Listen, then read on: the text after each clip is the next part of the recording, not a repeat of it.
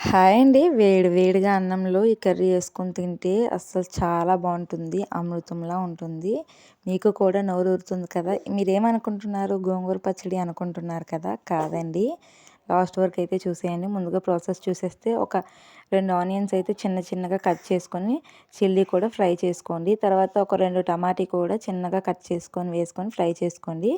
అందులోనే ఉప్పు కూడా వేసుకుంటే టమాటీ అయితే చక్కగా మగ్గిపోతుంది. ఇదైతే చుక్క కూరండి.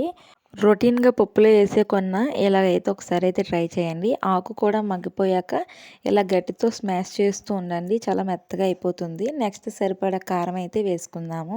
ఇంకా ఇందులో ఎటువంటి వాటర్ కూడా యాడ్ చేయకండి. సరిపోతుంది. మనకు ఆకులో ఉన్న వాటర్ రిలీజ్ అవుతుంది కదా! అదే సరిపోతుంది. ప్యాన్ నుంచి సపరేట్ అవుతున్నప్పుడు స్టవ్ ఆఫ్ చేసేసుకుంటే సరిపోతుంది. నిజంగా చాలా బావుంది. పుల్ల పుల్లగా భలే ఉందండి. టేస్ట్ అయితే మీరు కూడా ట్రై చేయండి. మరి వెళ్తూ వెళ్తూ లైక్ చేసుకొని సబ్స్క్రైబ్ చేసుకోండి. బాయ్.